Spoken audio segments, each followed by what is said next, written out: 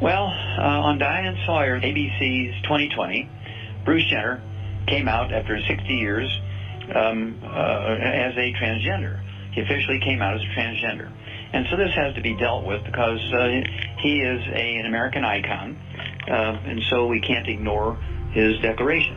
1976 decathlon, he set a world's record. He beat number 2 by 200 points.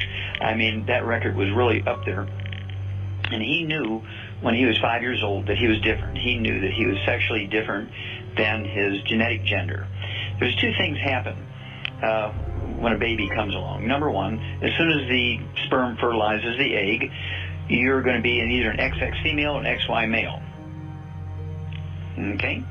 But then there's a development that takes place of the preoptic hypothalamus, a little kind of peninsula up in the middle of your brain, about the size of the last digit of your little finger. And it's like about, I don't know, maybe less than an inch long, maybe less diameter than, again, your small finger. And as it develops over the 3rd to 7th week of pregnancy, it determines who you're going to chase for sex and who you're going to receive overtures from for sex. Okay? If you don't have enough cells in there because your mama was missing something during pregnancy, you can be an asexual person, kind of like crazy Aunt Ruthie, who died a spinster at 92, never went on a date. Crazy Uncle Frank, who died at 92, never went on a date. And these were people you enjoyed in your family because they were great cooks and they would babysit your house when you went on vacation. They just didn't have any interest in the opposite sex or the same sex. They just had no interest in sex. And then if you have a few more cells in that preoptic hypothalamus,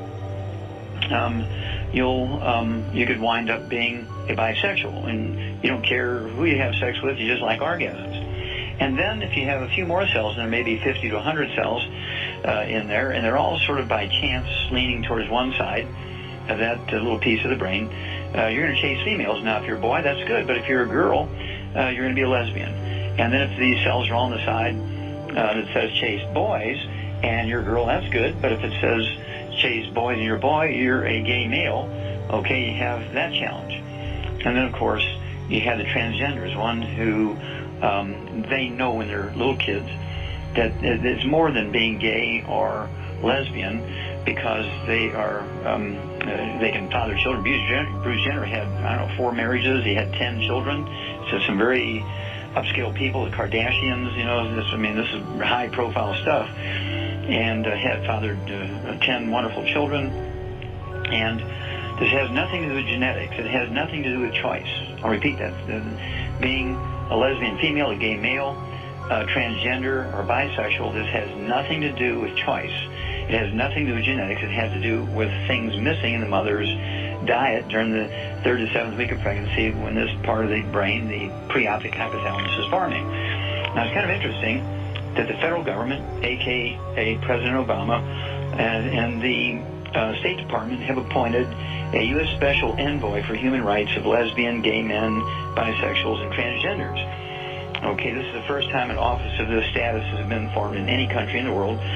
The first individual to take this post for the State Department is Randy Berry, who's a transgender himself, and it's one of those things where there's all kinds of fights all over the world on these sorts of sexual differences, and people want to believe, even the transgenders themselves, even the bisexuals themselves, even the gay men and the lesbian women have declared that they're making a choice. They're not making a choice. They're driven by the changes in the brain. Now, when you have enough cells in the preoptic hypothalamus, you're going to be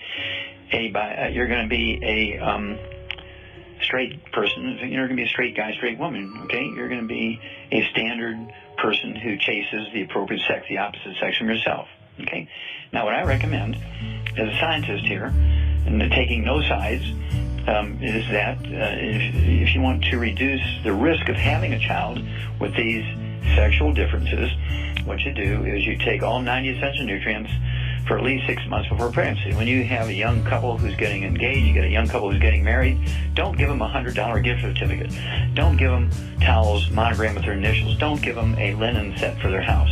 What you do is you put them on auto ship for the 90 essential nutrients, 16 minerals, 16 vitamins, 12 essential amino acids, 3 essential fatty acids for at least a period of 3 to 6 months before they get married, right? And this is going to give them all the essential nutrients they need to reduce the risk of a congenital event, whether it's Down syndrome, whether it's cerebral palsy, whether it's a sexual difference. All these things are preventable.